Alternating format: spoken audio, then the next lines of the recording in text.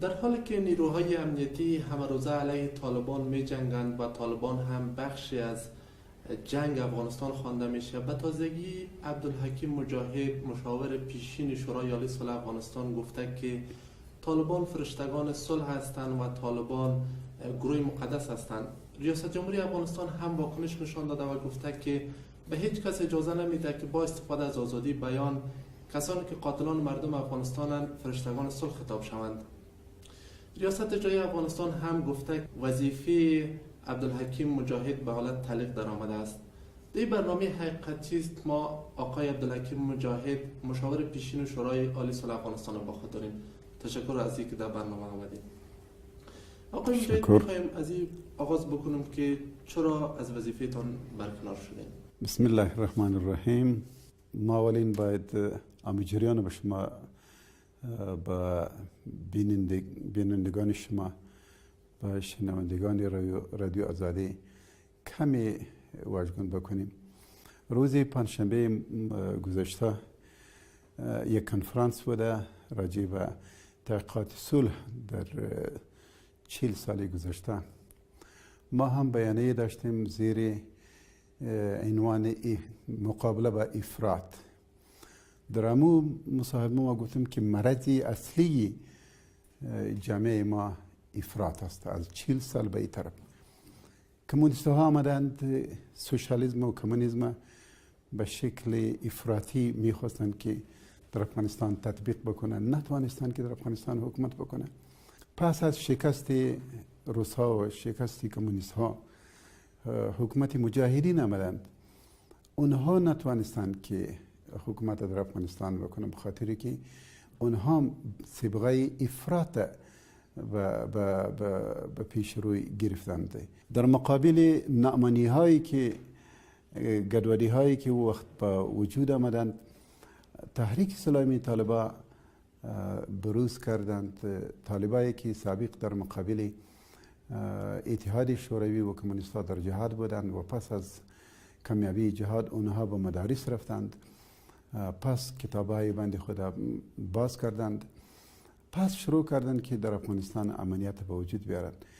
عمود حرکتی که از پین بولدک شروع شدند در 1994 ما گفته بودیم که استاد برهان الدین ربانی اونها را فرشته های صلح گفتند و همچنان مردم افغانستان توقعاتی همچنان داشتند. در کنفرانس همونطور گفته بودیم تا وقتی که تا 1996 در کابل میه اونها فرشته های صلح بودند، مردم توقعاتی داشتند، ولی بدبختانه اونها که در کابل آمدند با عوضی که یک حکومت ائتلافی بین گروه های مجاهدین و سیاسی جور بکنند، اونها واقعا بجای فرشته ها بشینند و همه حکومت نگرانی کنند، اونها هم سر به خود حکومت خود طبقاتیشان اعلان کردند که او هم افراط کردند و نتوانستند در افغانستان حکومت کند، با وجود که 95% زمین افغانستان به دست اونها بودند، ولی امی افراطشان باعث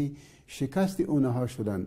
بنابراین ما ضرورت داریم که مقابله افراط بکنیم. امی سیاستمدارای ما و شما که امروز در قدرت هستند از 40 سال به این طرف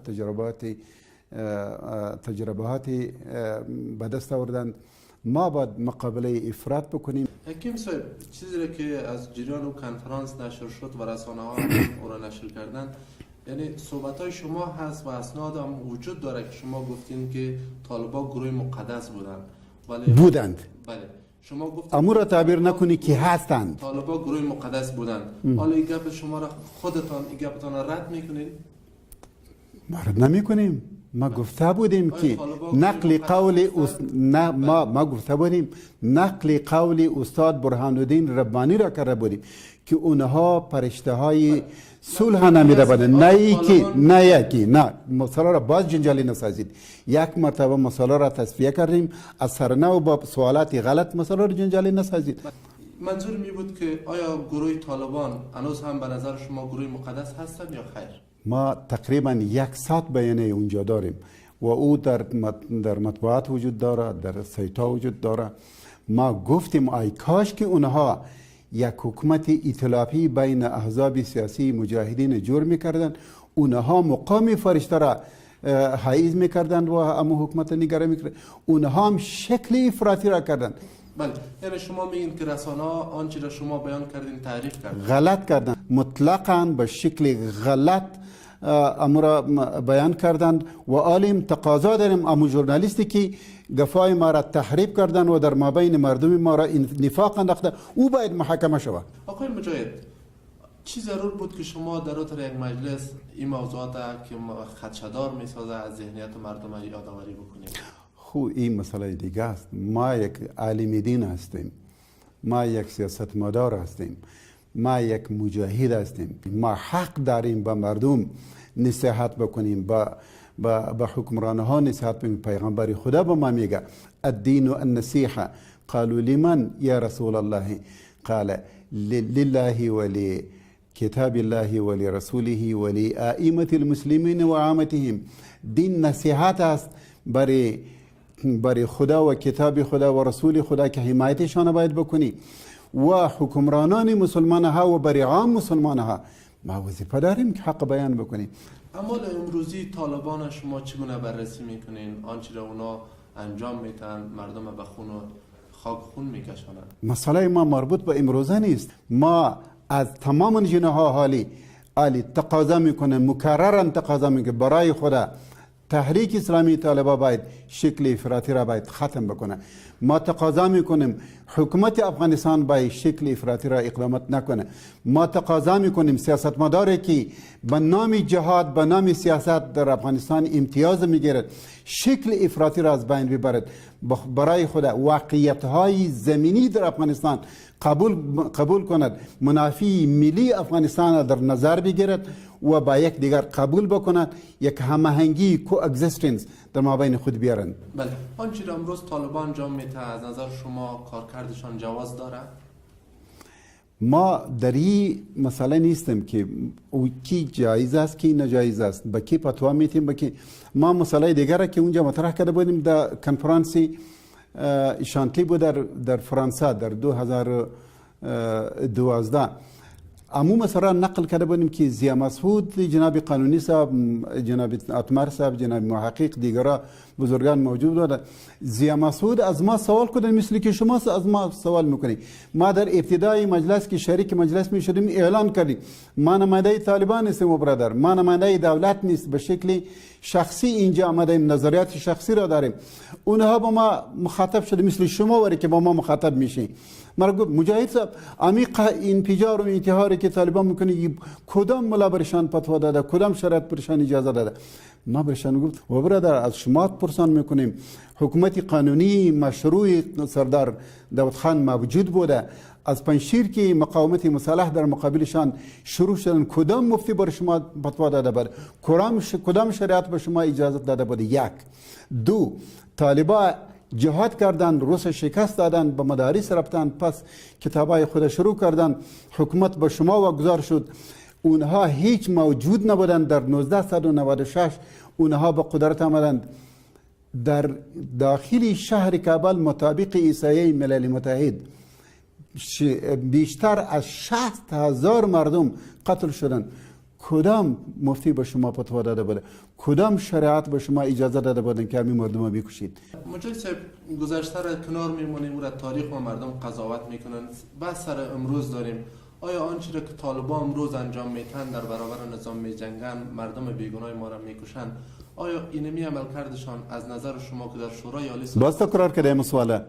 این باز تکرار کرده؟ دقیقاً. شما معلوم است که این سوال جواب به شکل دیگه داریم؟ بله، میخوایم پاسخ از ما هم روشن داشته باشیم و مردم که انتظار دارن و مصاحبه را میبینن اونا هم پاسخ از روشن داشته باشن. ماشاءالله. جواز داره؟ ماشاءالله. ما باز به شما میگویم که امروز درد مردم ما وحدت ما دوام میکنه. درد مردم ما اتفاق ما دوام میکنه. درد مردم ما هماهنگی همزیستی ما دوام میکنه. درد مردم ما نفاق ما دوام نمیکنه. فتواها علاج نیست. ما از تحریک اسلامی طالبان میخوایم که بیا سر میز مذاکرات با حکومت افغانستان مذاکره کنیم. ما از حکومت افغانستان میخوایم بیا سر میز مذاکره با تحریک اسلامی طالبان مذاکره کنید، مطالباتی مشروع و جایزشان بشنوید. یعنی شما نمیخواین بگوین در مورد فعالیت های طالبان که آیا جواز داره یا نداره؟ ما 100% میخواهیم که ما مردم با وحدت دعوت بکنیم، نه به نفاق. ما 100% میخواهیم ما مردم دعوت میکنیم که حل سیاسی برای قضیه افغانستان پیدا کنه، نه حل نظامی. آقای مجاهد، اینا میخوایم پرسان بکنم، آنچه را ریاست اجرایه گفتن که شما از وظیفه برکنار شدین، آیا از وظیفه واقعا برکنار شدین؟ صلاحیت عزل و نصب اعضای شورای عالی صلح و رهبری شورای عالی صلح به دست رئیس جمهور است. تا هنوز از مقام ریاست جمهوری رسما به ما کدام اطلاعی نرسیده. هنوز هم به وظیفه‌تان ادامه میدین؟ یعنی تا هنوز با انفکاک ما را به ما ابلاغ نشده. میخوایم یک انتقاد دیگه هم از شورای عالی صلح افغانستانی هست. ولسی جرگه مشان جرگه‌ای انتقاد کردن و میکنن که برخی از اعضای شورای عالی صلح خود طالبان حمایت میکنن، در موترهایشان افرادی که انتحار میکنن، فجار میکنن انتقال میدن. موقف و موضع شما چی هست؟ پرسان کنی از شورای عالی صلح. شورای عالی صلح رسما امی مسئله را رد کردن.